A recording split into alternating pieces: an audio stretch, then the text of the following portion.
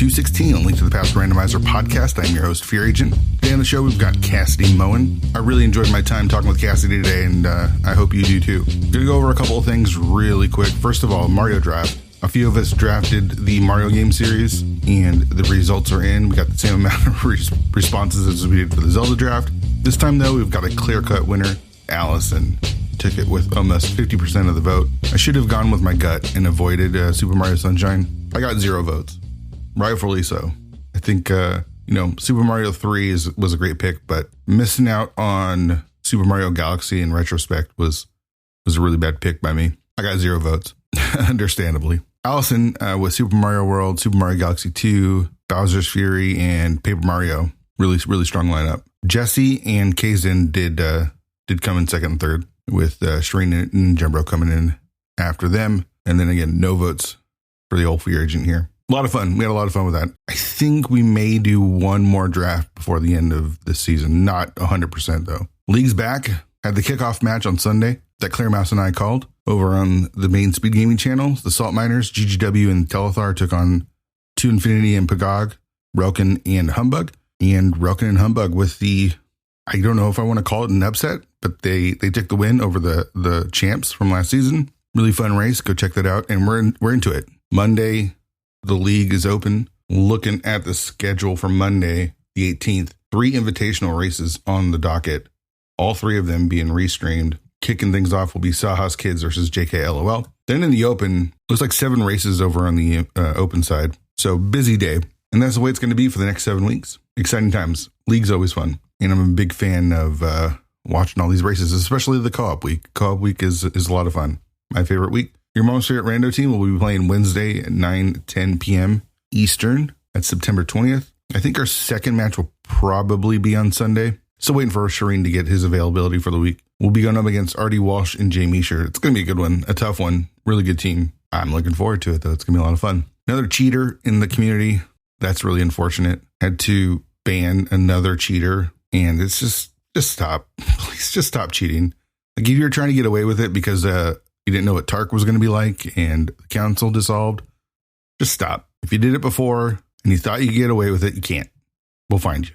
And it sucks for everyone. Just like I said this last week, it sucks for everyone. So stop cheating. Heading into the backstretch of the season here, season number 4, ended up going pretty long, longer than I thought. But today we've got Cassidy, and then we've got 4 more episodes to close out the season. So let's get to today's episode. Today on the show, we've got Cassidymoen. You might have seen Cassidy around a lot lately on the dev side, especially since the changeover to Fast ROM, which happened a couple of weeks ago. Unfortunately, we don't talk about it. We don't talk about the Fast ROM at all because I didn't know it was a thing. So we re-recorded the episode, and then almost a week after that is when the Fast ROM stuff became a little bit more public. And then the Fast ROM was just out. And, a lot of the controversy over the Fast ROM was the way it was announced. I think Cassidy from the dev side did a pretty good job of apologizing and trying to understand the community's perspective on it all. I feel like they owned up to the fact that it was like coming and no one really knew about it. That was the real blunder. Like, I like Fast ROM. I know there's people that are against it. It's the new norm.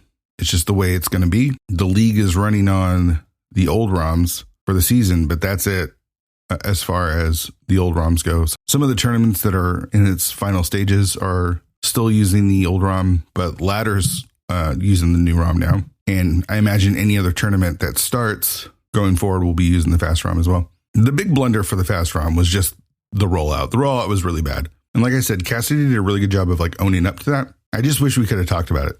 The fact that it was coming and we didn't talk about it bums me out a little bit. But the rest of the interview was a lot of fun. And, we talk some dev stuff. We talk some race stuff. We talk a lot of music. Cassidy's a little bit of a tougher nut to crack. I describe him as a lone wolf in the episode. And lone wolves tend to hold personal stuff to themselves. That's kind of what makes them lone wolves. But I think Cassidy does a great job in this interview. And I think we kind of, for the first time, get a chance to hear things from his perspective a bit more. And I really like that. I really like Cassidy. And I think you will too after this interview. So let's get to it. Here's Cassidymoen. All right, Cassidy, thanks for coming on the show, man. Super excited to chat. And, we've known each other for quite a bit. You hang out in my streams I know that we have a very similar relationship to music because of all the times that we've been jamming in my stream with all the stuff that you've brought. But I don't really know you all that well, and I don't know if you kind of really put yourself out there in the community all that much, other than being a part of the community. So I'm super excited. Yeah. Thanks for having me on. Big fan of the show. You have a different relationship with ALTTPR than some other people. Like, you're not a commentator. I know you've done comms occasionally, and you're not really a tracker, and you play a little bit. I see you play a little bit, but you are more now, especially in the dev side of things, right? Like, that, would you say is mostly your role? Yeah, pretty much. I used to race a lot more, like back in the day, like 2018 to 2019 maybe, but yeah, most of the time, like, I still race in the ladder, but like most of my engagement with it, I would say, yeah, is like doing development, mostly on the like the ROM side of things. And what does that mean? What do you mean by the ROM side of things? Like actually changing what happens to the ROM when it gets patched over? So basically, like the way the project is structured kind of is like, there's what we call like the template assembly. And assembly is like basically machine code for the SNES, right? So so there's like a lot of like ROM hacking basically that goes into making everything work and like appear seamless. So what we have is like, the way it's like structured is we have like the base ROM, which is just kind of like this blank slate. And then that's all written in like assembly. And then the randomizer just writes data to it. It doesn't write any like Super Nintendo code or anything. All it does is write like your items and your bosses and stuff. Okay. So yeah, so mostly what I'm doing is like, fixing bugs like in the ROM, or just like, writing new features, stuff like that. Okay. We'll get to that more specifically. Let's go back to when you first played Link to the Past. Was it as a kid? Were you growing up playing Link to the Past and the Nintendo? Yeah. We had a Super Nintendo like as far back as I can remember. I think I was born like a little bit before it came out, but yeah, we had it as a kid.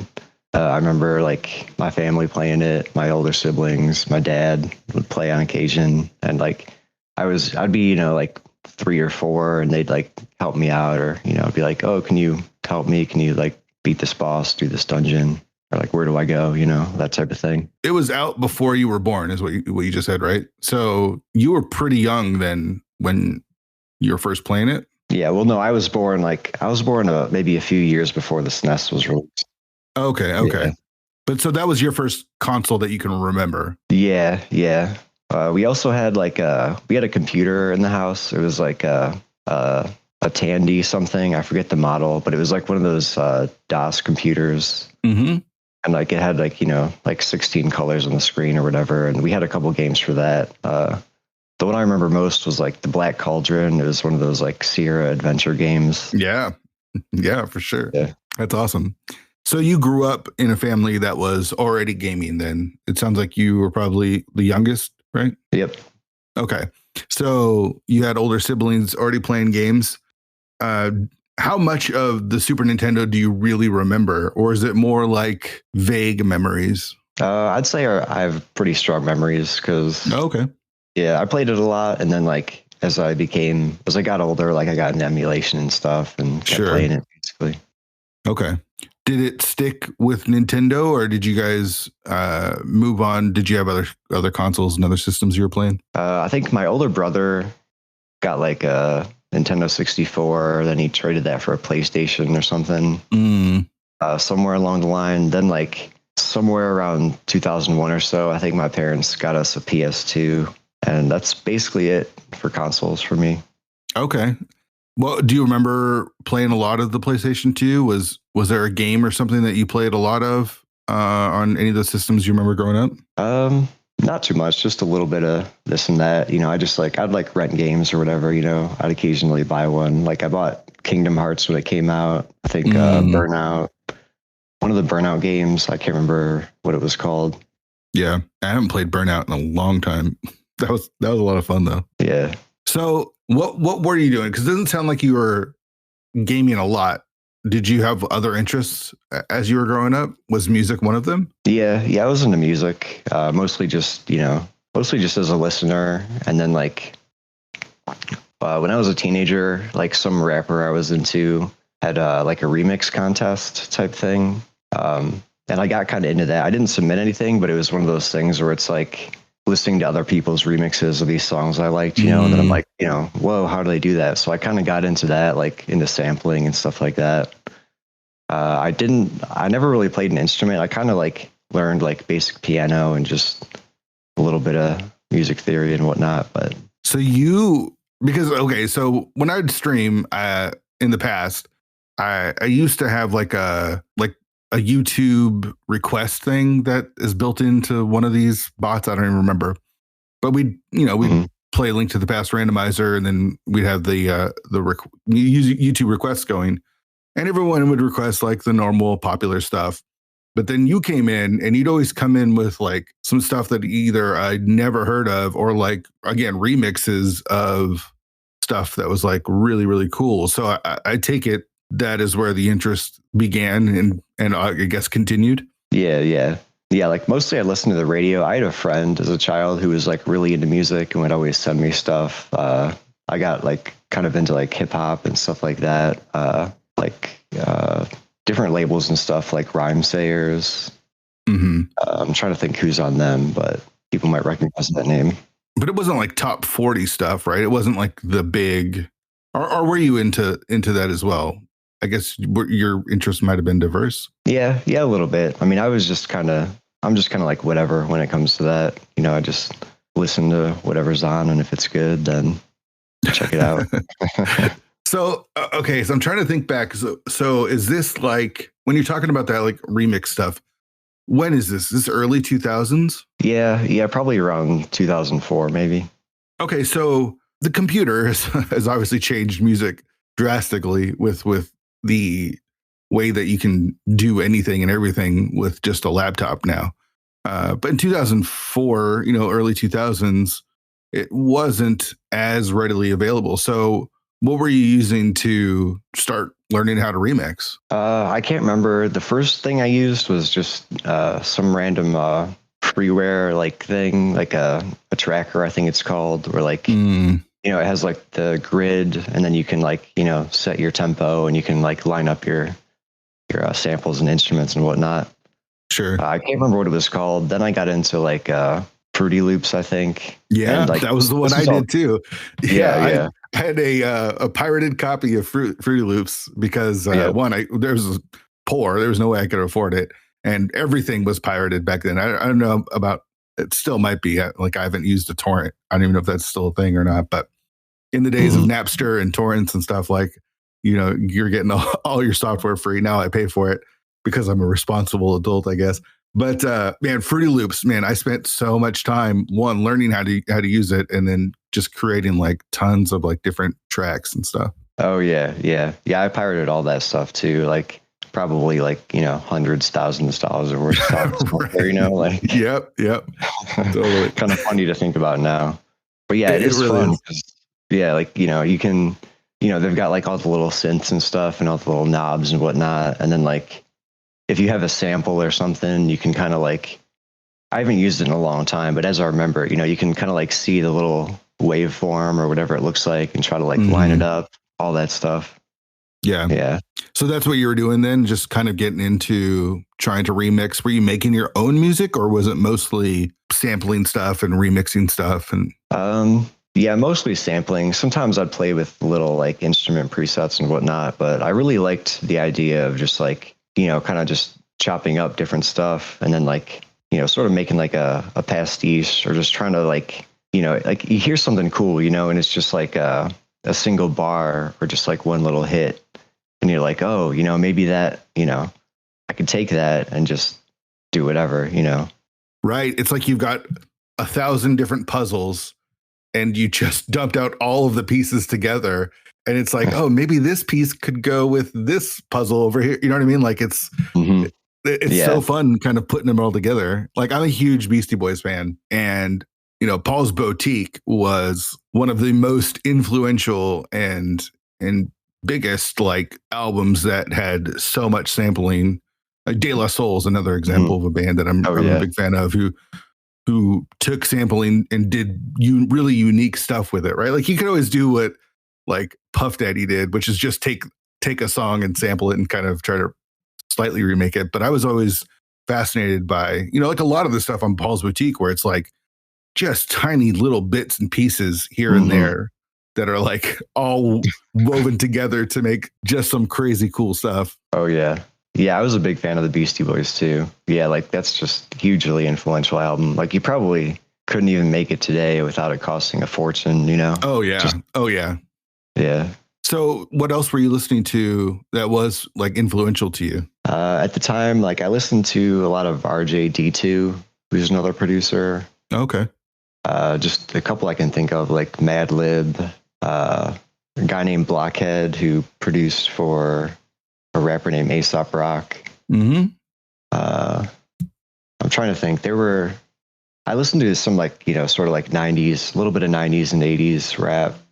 So kind of like, you got that like boom bap type sound that's pretty easy to imitate and stuff like that. Yeah.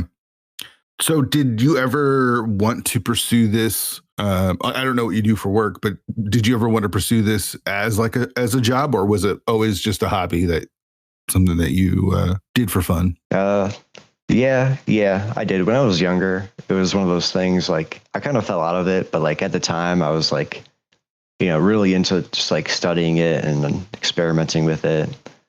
LP, I don't know if you've heard of him, another big producer, but he had a record label, and like I wanted to start my own record label, stuff like that. Mm-hmm. I actually, when I was in high school, I actually did produce like a little CD that I just like burned, 50 copies or whatever on my little CD burner we had. I made some shirts too. That's awesome. It was a nice little hustle. It wasn't like, it wasn't great. It wasn't winning any awards or anything, but it was a lot of fun. I mean, everyone starts somewhere, right? Like I was all through high school and even in my early 20s, I was in rock bands just trying to make music because it was fun and never went anywhere. But I look back on this time and, it was a lot of fun. Mm-hmm. I wish that I had access to like GarageBand. You know what I mean? Like you buy a Mac out of the book and you've got like GarageBand and it's got samplers and it's got drum machines. It's got everything, you know what I mean? Like everything to record, plug and play basically. And I remember, and this is like, gosh, maybe 2000, 2001, we set up a Sony mini disc in the room with a mic to record, just to record us live, because it was not easy to get it into a computer, back then. But yep. Yeah, it was good times. Yeah. I think I had a little like karaoke mic. I don't know. It was like a little $5 thing from the thrift store or something. But it had the little jack that I could plug into my computer.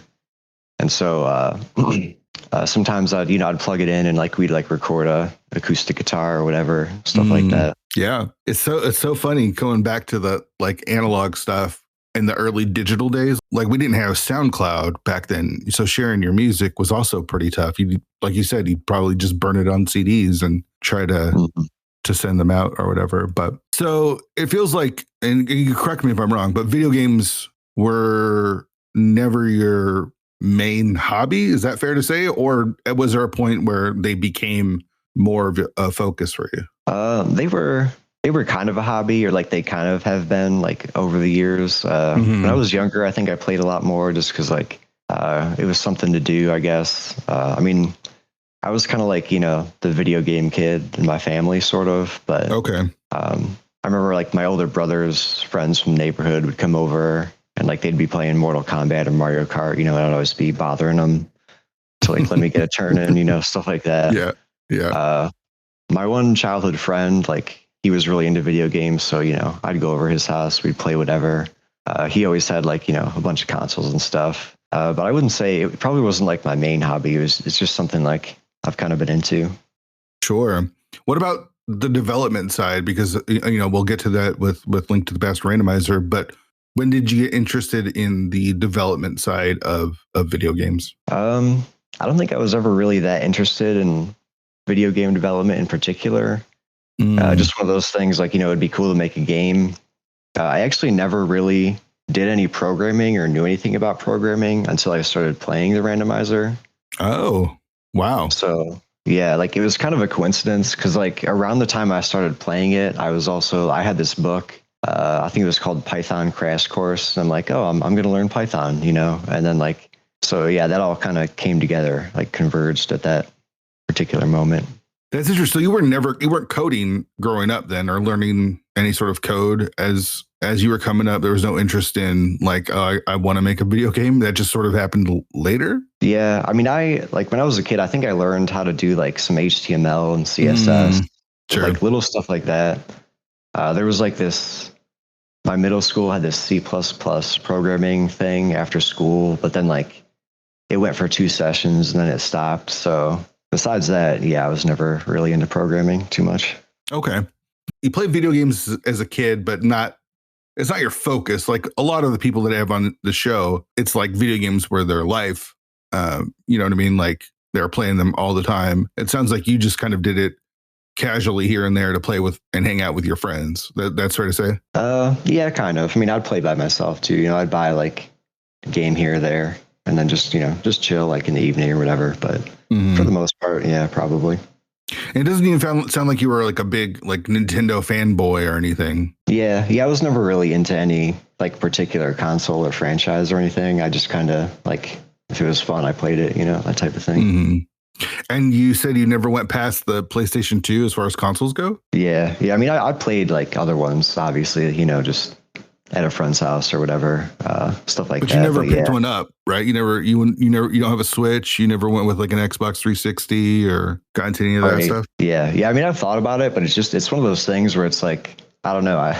It feels like kind of a commitment, like if I buy this console, now I have to play a bunch of games. So it doesn't sound like something that you're looking to really spend your time doing. So I take it the retro stuff was kind of always piqued your interest then. So is that fair to say? Like you kind of always look back playing like emulators and stuff? Yeah, that's been pretty consistent like throughout the years. Like my one childhood friend I mentioned before, I remember him, him being like, hey, like there's this thing called an emulator, and a thing called a ROM. Like I'm like, holy shit, like that sounds awesome. You're gonna try that. Yeah. And then like later on, I got like a little bit into ROM hacks, kind of, one of those things. Like every now and then I'd play, like, it'd be like, I wonder if there's any good ROM hacks for, Zelda or Final Fantasy VI, something like that. I'd give that a shot. Is there any good ROM hacks for Final Fantasy VI? That's a good question. I think I'm trying to remember. I can't think of any offhand. There's probably a couple that I played one just recently. I can't even remember the name of it, but it was kind of like the premise was basically like a vanilla expanded type hack where it's sort of like the vanilla game, just with more stuff. And then I don't want to say what the actual gimmick was because it's a spoiler, and I know you're probably going to play it soon, but there was sort of a gimmick where like you get this one extra character who you didn't have in the original game. But it was kind of, it was just, but yeah, other than that, I'm not really sure. I can't even think. There's one called Brave New World, I think, but I don't know if it's good or not because like all my friends who are into RPGs are like, it either sucks or it's great, so. Sure. Were you into the Final Fantasy stuff? That I've started playing 4, almost done with it. I just got to the moon, and I've had a blast, getting into that. Were you ever into the Final Fantasy stuff? Yeah, I was into it. We had Final Fantasy 4 for our Super Nintendo. It was called 2. Yeah. In the US, of course. But so yeah, we had that, and then I played it like before I could even really read or understand like what was going on, Yeah. So you got your ass kicked a lot? Yeah, I'd always run away from battles, and like I knew because like my brother's older friend would be like, oh, like if you run away from battles, you lose money, and I'm like, well, I don't want to fight random battles, so but That's funny. But yeah, we had that, and then eventually I got old enough to like make my way through it, and then at some point, one of my sisters-in-law who like worked at a video store or something that went out of business gave me a copy of Final Fantasy VI, like in the box, which was cool. Wow, yeah, that's cool. I think that was like probably my favorite game, like at the time, maybe even still today, because it was the first game where I was like the actual story, like the narrative and all that actually like really kind of impacted me like emotionally, or I became really invested in it, Yeah. Just I'm excited to play it. because everyone's talked about how good 6 is. Like, I was hesitant to jump into it just because I've never played Final Fantasy. And you know how, like, when someone builds something up, it's hard for it to reach the height of the buildup. Mm-hmm. And so, you know, I jumped in into Final Fantasy IV because that was what everyone recommended on the Discord. And I'm glad they did, because it's a lot of fun. And I think the story is really interesting. I'm having fun with it. But it feels like everyone agrees that 6 is the best. So after like getting into 4, now I'm like really, really looking forward to what 6 has. I am a little nervous about it living up to the expectations of that everyone puts on it. But yeah, a lot of it's probably nostalgia. I realized as I got older, like parts of it were kind of bad or flawed, but like in a way I couldn't really understand because I wasn't like an RPG head really, you know. But yeah, I think like in terms of like the actual story and like the set pieces and just all of that, it's really, really great, I think.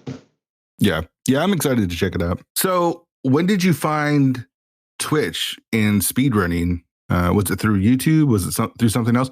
Did you ever have an interest in speedrunning yourself? I didn't. I never really had an interest in speedrunning. It was kind of one of those things like, I feel like sometime in like the early 2010s maybe, or like late 2000s, there'd be like one of those odd articles where it'd be like, you know, someone just beat Super Mario Bros. In 5 minutes or something. And you're like, whoa, you know, how'd they do that? You know, It was like its own genre sort of. But I never really got into it until like the later 2010s. I forget why exactly, but I was just like, you know, I'm going to look up a speed run of Final Fantasy VI. And so I saw like I saw a GDQ run by Puexel and Essentia. It was like a co-op 100% run or something, and it was like 8 hours long. But I watched the whole thing like in a bunch of sittings, and so I was like, oh, you know, this is pretty neat, and it looks like they're doing it for this marathon thing, you know. So I sort of became aware of it or got into it a little bit that way. That's cool. As far as Twitch, yeah, as far as like Twitch. I think I just had a friend recommend it to me, like, oh, you know, you should check this out. And so, you know, I looked at it, and then basically one of the first things I did was like, you know, what's a game that I'm familiar with that I might actually want to, you know, watch someone play? And it was A Link to the Past. And then that's how I found the randomizer, basically. Okay. So was that after you saw the GDQ stuff? Yeah. That had to be shortly after, like around the same time. Okay. That 8-hour run is that really the speed run for Final Fantasy VI? Yeah, it might be a little bit, I might be overselling. It might be like 7 or like 6.5, but I mean, that's a long ass time. But yeah, I think it's shorter now, but it's still, I mean, it's pretty long. RPG runs tend to be like quite a bit longer. Sure. Usually. Right. That's pretty bananas though. I never thought about looking into the speed runs, like, again, because it's so brand new for me now, the early Final Fantasy stuff. But damn, it's a long ass time. Okay, so do you remember who you first saw when you tuned into Link to the Past? Yeah, there was a streamer. I'm not sure exactly how to pronounce their name. It's like Zhao Mei Lin, I think. Okay. And I think they're sort of like around. They don't really race or anything. I haven't like seen them around, but I know they play like Zelda 1 maybe and SMZ3 nowadays. But yeah, I just saw that, you know, and it was just kind of basically what it said in the tin. You know, it's like, oh, hey, game's randomized, you know. Mm-hmm. What was your initial impressions of the randomizer? I mean, I guess I liked it because... Yeah, because you're still here. Yeah. Yeah. I mean, I just remember being like, at first it just seemed like this neat thing because I'd like replay A Link to the Past, you know, maybe once every 2 or 3 years. I'd just sit down and be like, you know, I'll play this. And I think this was around the time, like a little bit after I had done that, maybe. And so I'm like, okay, you know, I'll try this out. You know, it looks like a nice little puzzle. And so, you know, I'd play a seed in a few sittings usually. I didn't even know people raced it at the time. It like never even occurred to me. But I mean, you know how it is. Like you do one, then I'm like, okay, it's randomizer. So if I do another one, it's different. So I'll give that a try. And then like, it kind of became one of those things where like, I just start one maybe a few times a week. And then I just never stopped, I guess. And here I am. Yeah.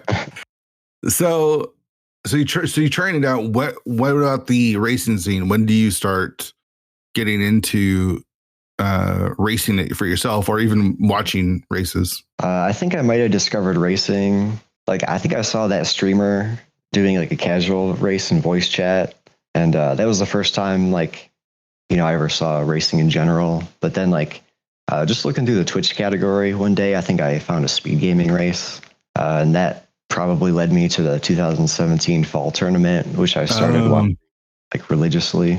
Okay. Yeah. With that tournament, were you just on the sidelines, or did you volunteer, or did you even like look into the community, or was it just I'm just going to watch it? I mostly just watched it. I don't think I was on Discord, or I wasn't super active. Like, I had no idea, where, any community hubs or anything like that were. And so, I mean, I just like, I'd look at the speed gaming schedule, I'd look at the brackets, I'd be like, it kind of became one of those things where I sort of like, try to plan it out or like catch a race whenever I can, and then somehow, I don't remember, eventually I joined Discord, and maybe I joined the server, but I wasn't that active. And then like, I think I only kind of got involved with the community around like the spring 2018 tournament. Did you get involved by racing? Yeah. Okay. That's when I started racing. Yeah, like maybe a couple months before that. So tell me, because I don't see you race a lot. I've seen you race, just not a lot. What's your relationship with racing when you first started, and then how it's evolved to where it is now? I think at first it was like a little more casual. It was kind of one of those things where I was like, playing the game more. And then like, as I was watching the tournament, kind of picking up stuff from that and like thinking about, how they were playing and what they were doing and all that. But then like, I feel like I kind of became sort of competitive eventually. But then like, I don't know how to explain it. I think I just don't have that sort of sense of urgency, or like whatever it is that makes you, whatever it is. Yeah. It makes you want to like win the tournament, I guess. Sure. It's really fun, I think, to like, theorize about the game, and even to practice, like to review, your VODs, other people's VODs, and like drill rooms and all that stuff. But then like, it's just that one thing, like when you're in the race, and you just want to, I don't know, I just don't have it, I guess. So yeah, I kind of fell off. Yeah, it's the competitive like nature, right? Like you just don't have the desire, like you don't have to win, right? Like, is that what it is? Like there's nothing burning inside of you of like, I gotta win. Yeah, I'd say that. Yeah. It's not that you don't want to, it's not like you're trying to lose, but if you lose, it's also not that big of a deal, right? Like, right. Yeah. Okay. So when you were growing up, did you have anything that was competitive? Like, did you play sports, or even when you're playing video games with your friends, was there a sense of competition, or was it always just pretty casual? For the most part, with me and my friends, I think it was pretty casual. As far as sports, I played some football. I think when I was in junior high, I did like football, wrestling, and track. Oh, okay. So I was kind of competitive at wrestling, but I went to like a much smaller, like, D3, D4 school or whatever. So I think I got like third in our conference or something, but it was really, light on competition, basically. Yeah. Yeah. Like at the time, it's like, I was into it. I did have that sort of drive, but it just, in hindsight, it was kind of like, not that big of a deal. Right.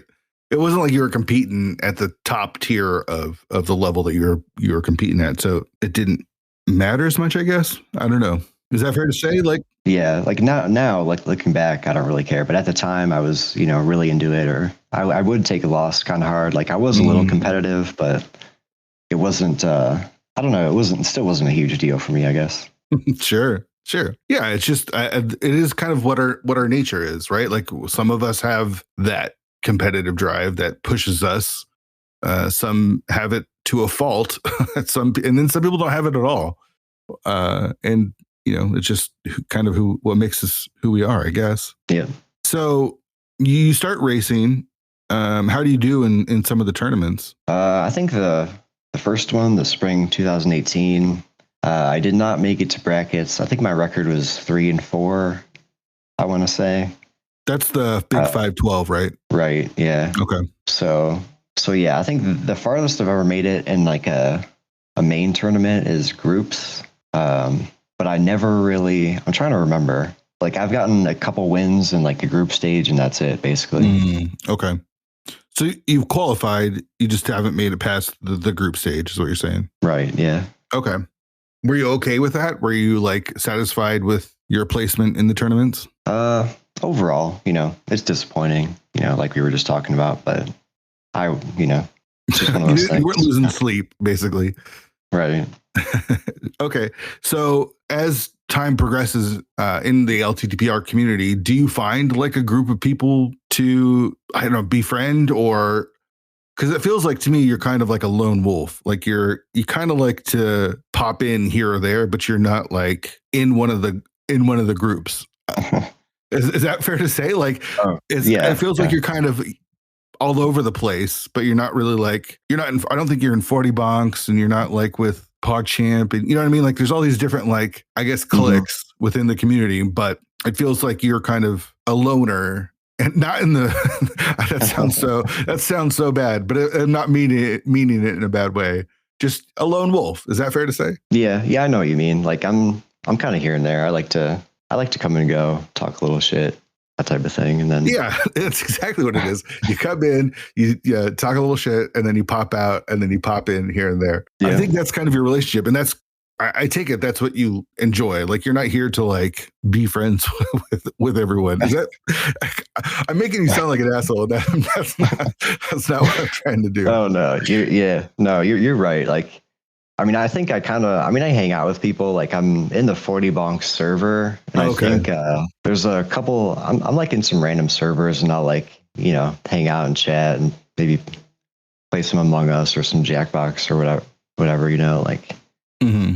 But yeah, most of the people I hang out with, sort of adjacent, are like RPG speedrunners. Just kind of by coincidence, I guess. Okay, that makes sense. So I mean, it's just one of those things. I don't know. Like I never really like, kind of like you said, I was never really like looking for friends, I guess, or I never fell into a groove. But if it happened, it happened. So sure, that type of thing. Yeah, I mean, like I feel like you'd pop in on my. I don't know what group I'm. The 216 group. I don't know, but it was before 216. It feels like you'd hang out in my stream a lot when we were, doing a lot of the music stuff, and I think you might even played some Jackbox and stuff with us. So I don't even know what my group would be considered, but it feels like you were definitely friendly with the people over there. Yeah. I remember I used to hang out in that casual rando Discord. I think. Oh yeah. Bunch of folks were in there, but yeah, that's kind of what I did. I just hung out in your stream, hang out in random streams, and then bounce basically. Yeah. That's cool. It's who you are. So when does the idea even of helping out with development begin? Like you mentioned that Python book. Was the idea like maybe I can help out with Rando, or was there something else that made you want to learn Python? I think it was just kind of a general interest, and I just kind of happened to like get the book at the same time I was playing. But in terms of like A Link to the Past, I think what really made me get into it was when they came out with inverted mode. Yeah. And there was like a lot of hype around it at the time. And, it was just one of those things where it's like, whoa, like, I wonder how they make it do that, like that type of thing. And so I started looking into like the source code and trying to build it myself. Like this was around the same time they made their like main repo private, because like the main randomizer has a public and a private repo. Oh. And so for some reason, I don't know, I guess people were annoying them, like building the randomizer when it was broken and reporting bugs and stuff. But anyway, yeah, so I did that, and then I was like, kind of struggling trying to get that going. And then I realized, so inverted mode, like originally, you couldn't play that with the entrance randomizer. Mm-hmm. And so basically the entrance randomizer is like a separate randomizer written in Python. So then I was kind of like, okay, maybe I can, kind of try to bring these two things together, I guess. So you're the one we blame for inverted cross keys? Yeah, pretty much. Yeah. Okay. So did you have to work with like trying to figure out the logic and get that kind of stuff, or what was it that you're figuring out? Yeah. So basically, I had to like do the logic. So like, the randomizer has like a whole like model of the world and where everything is and all that. So you have to do that part, and then you have to figure out like how to make like writes to the ROM. Like you have to write these bytes and those bytes for whatever, just to change stuff. So it was a lot of experimenting then. Yeah, basically. I wasn't really super. I'd written like a couple little like toy programs and stuff, but I wasn't even that experienced in Python. So I was just kind of like trying to copy what they did for the regular mode, and then kind of just change that. I see. But so it happens, right? Like you create what's needed for inverted cross keys. I remember when that happened. Do you then get invited to be a part of the dev team for the main branch? Not at that point. Basically, I actually had some trouble like getting a hold of the dev team because like I have no idea what they're doing at that time. And it was just kind of like, I'm going to try this. Maybe they're doing it. Maybe they're not. And like at the time I had the impression that the dev team like does a lot more than, and I'm not trying to like, throw shade or anything. Yeah. But like, and this applies just as much to me today, but like, I thought, they were like, they might be making their own thing or this or that. But like, long story short, nobody was doing it.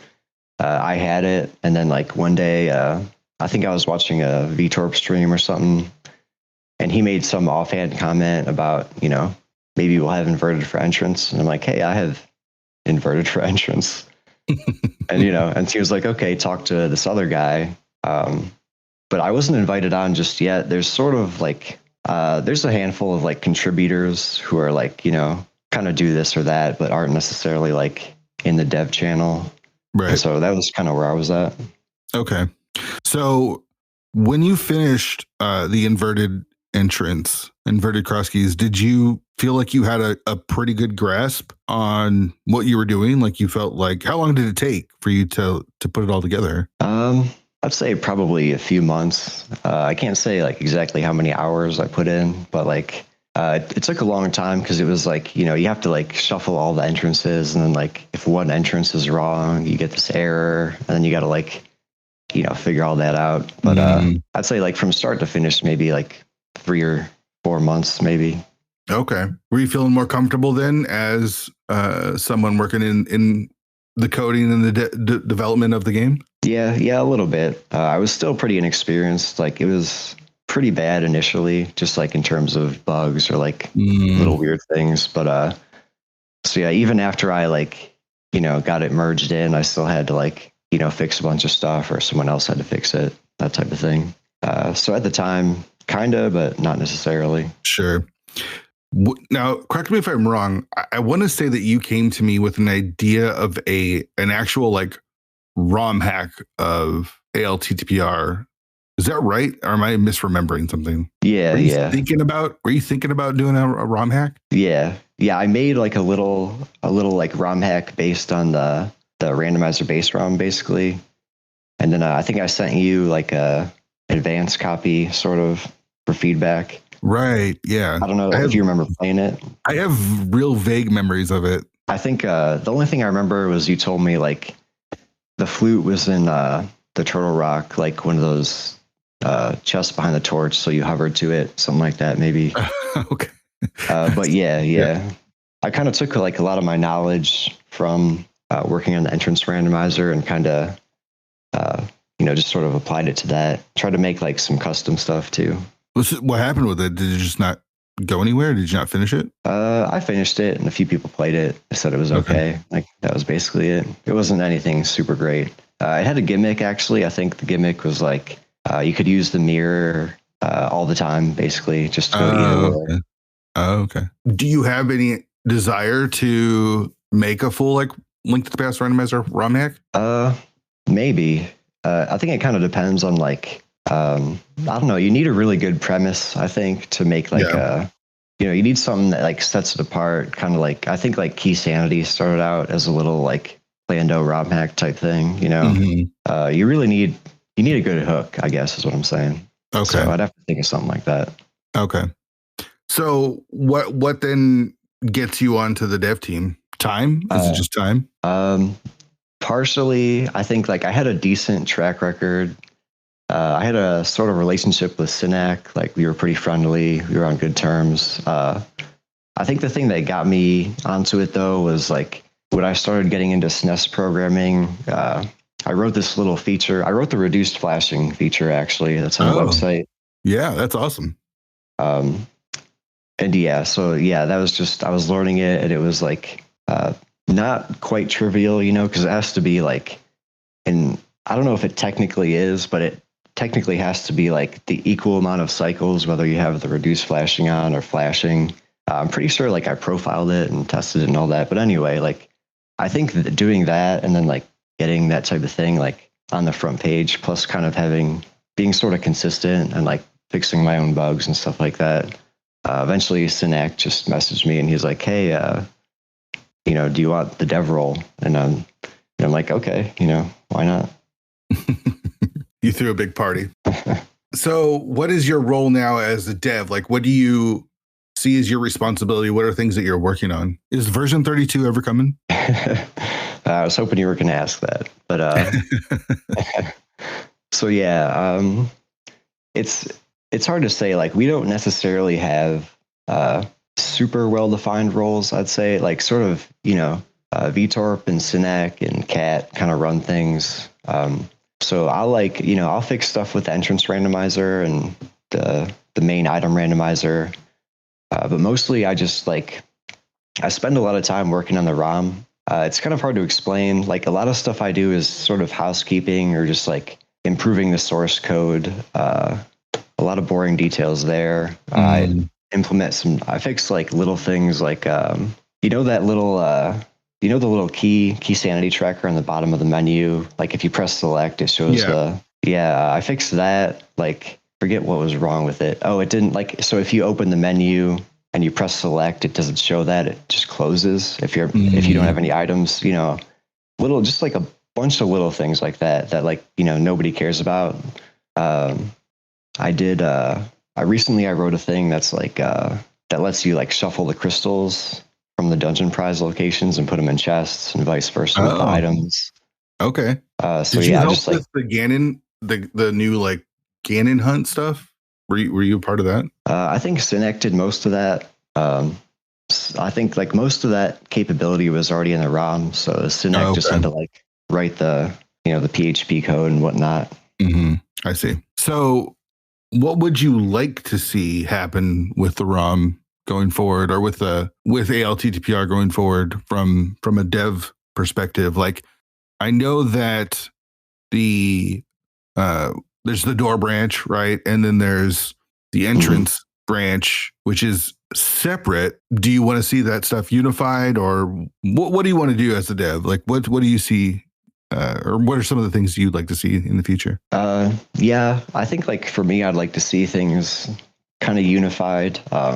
So basically, you know, like you said, we have the door rando branch, and we have Randomizer, which is like this whole separate program type thing.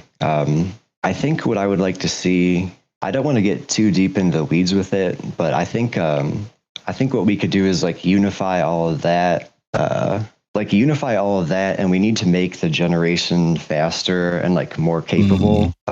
Because like, so right now, the door rando and the entrance randomizer are kind of slow, and like, I don't know, it's kind of hard to explain. But like, I'd like to basically allow like developers and like sort of third-party tinkerers like more tools and stuff, like to help speed stuff up. Yeah. Basically, I don't know. It's kind of hard to explain, like if you're not sort of a developer, I guess. But sure. So like, it needs to be faster. Basically, is the long and short of it. But I think what we can do is like sort of rewrite the whole thing as like a library, and then like. That can basically be like shipped out to whoever, like trackers or like the door rando client, and then we can sort of unify things that way. Like trackers could, for example, like right now a tracker has to rewrite the game's whole logic in order to show you on the map like where you can reach, where you can't reach. But one thing we could actually do is like we can just publish, one thing, like one package or whatever, that just has a function that says like, give me all the items you have, and I'll give you all the places you can reach. If that makes sense. Sure. How do we prevent people from cheating with that though? Like if there's too much information, or is it already there and you just got to hope that there's no tools that can parse it? So for what I mean, it's like basically exactly what trackers would do now, right? I see. This is just like in terms of like, so you have like the abstract world model, right? Sort of separate from the ROM and like where items are and stuff. Mm-hmm. And so you can have like, so the randomizer already kind of does this, right? It has this, when it's figure out like how to place items, it has a thing that says like, here's the items I can have, or here's the items I do have, here's the places I can reach. But then that exact same thing can be used for like auto tracking or like the map tracking that works now. Right. Yeah. I get what you're saying. In terms of cheating, like it's just, the same as we do now, basically. I see. Are you working on version 32, or is that something that the only like VTorp and CAT and Synac are working on? Not really. I'm actually kind of working on my own like little side project. But version 32 is mostly VTorp's thing.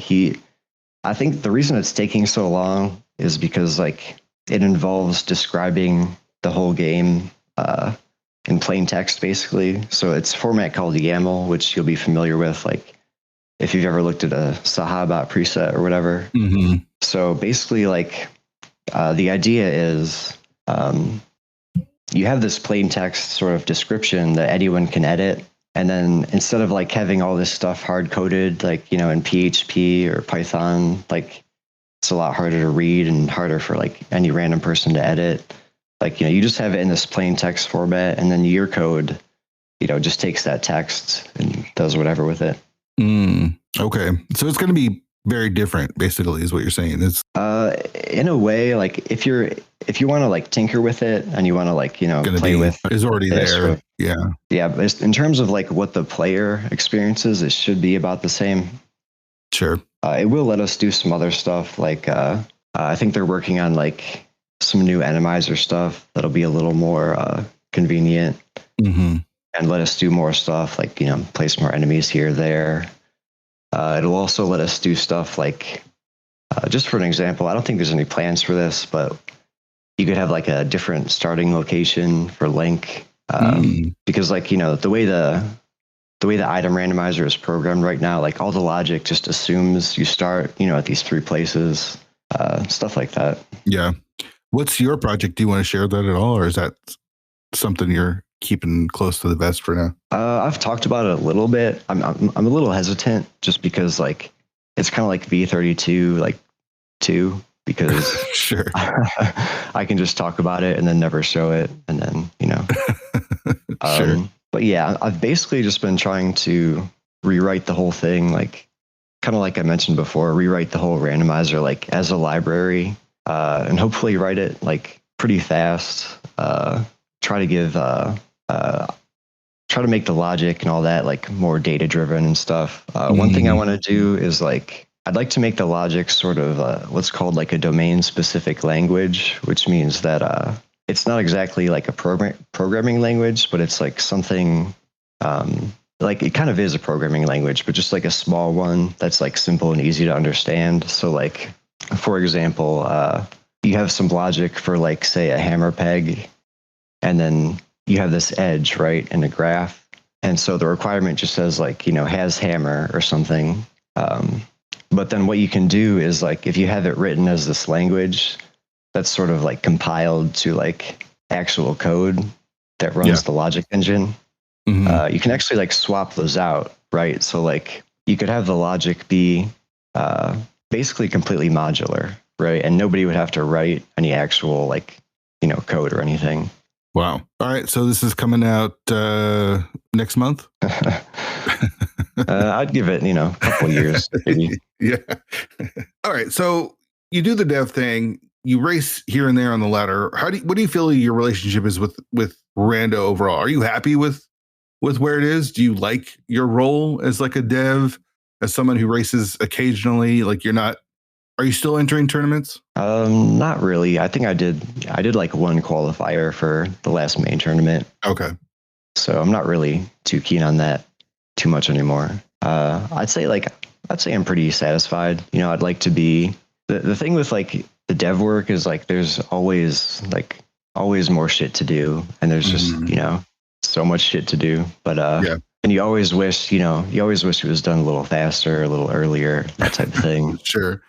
It is all volunteer work, though, right? Like, I mean, you are volunteering your time. You're not getting paid to do this. Yeah, but yeah, I think I'd like to race a little more. Lately, I've been working on like a recent or a soon to be coming out, hopefully, update. So that's been taking up a lot of my time. But yeah, I'd like to race on the ladder a little bit more. Maybe I always think it's one of those things. Like I always think maybe I'll actually like make a run at a ladder title or something like that. But then I think, like I said, the lack of drive just kind of, just run out of steam. Sure. After a little bit. Yeah. The seasons are long too. Like you got to keep it going. Yeah. All right. Have you done any mod work or like admin work for tournaments? Have you wanted to run a tournament? I think you're a league mod, right? Yeah, mostly just the league, I want to say. I completely forgot to mention that, but yeah. I think I've been a mod since season 2.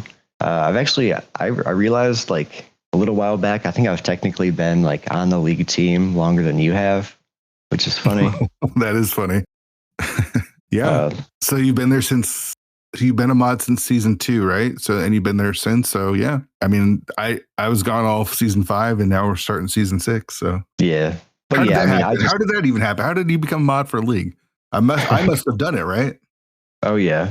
Yeah. You recruited me. I think you just, you saw the potential. And, yeah. But yeah, I mean, I've never really wanted to run a tournament. I think like my role as a league mod is just like, I just try to make things a little easier for everyone else. Ideally, Yeah.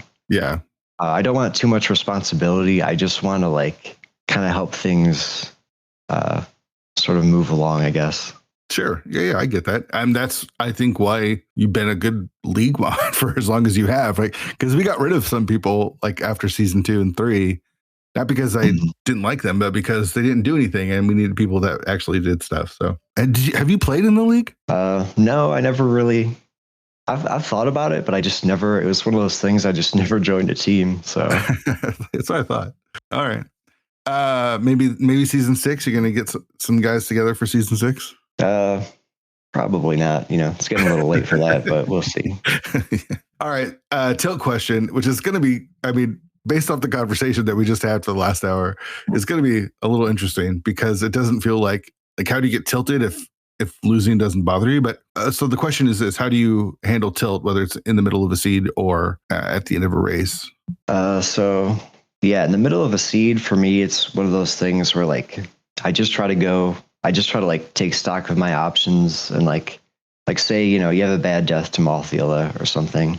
You just kind of walk away from it, and like do something else. Try to, if you have something else. Sure. Or like, for example, like, sometimes you have that situation where like you have a really annoying like last location chain and it's just like, well, that's what the game is sometimes. As far as afterwards, I don't know. I think I'm pretty decent at just kind of, I felt disappointed or like annoyed and all that. Like, I think I'm pretty good at just kind of walking away from it though. And just like, all you can do is run your race really. And then when it's over, it's over. So yeah, it's a pretty good way to go about racing because it doesn't ruin your day. Like too many times have I raced and then it's just ruined my day and possibly my week. But yeah, that's cool, man. Yeah. So you're good with the future of where Rando is, right? You feel like things are in a good spot with Tark and with the now dead council and the dev team and where everything is going with all the different branches and stuff? Yeah. I don't worry too much about it. I try not to worry too much about it, I guess. But I think, things are always a little up in the air, but like for the moment, I think everything's kind of pressing ahead pretty steady. So just hoping it stays on track and I just, try to do my little part. That's about it. Sure. I get it. Well, thanks for coming on the show, man. I really appreciate it.